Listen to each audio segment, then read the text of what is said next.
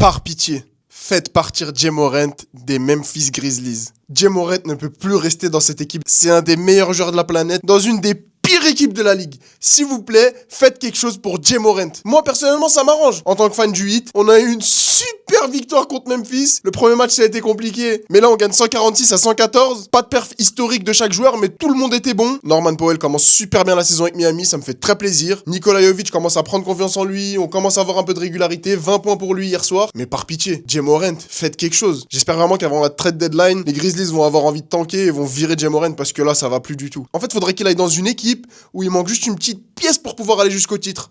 Tiens, ça me fait penser, les Timberwolves ont perdu contre les Lakers de Los Angeles. Ça m'a fait un peu mal. J'aime bien Minnesota, j'aime bien Ant-Man. Ils ont fait un plutôt bon match, mais dans le résultat, ça s'est pas ressenti. Luka Doncic était vraiment trop fort pour eux. Par contre, DeAndre Ayton, c'est pourri. Je suis désolé, les gars. Claque, il sait rien faire.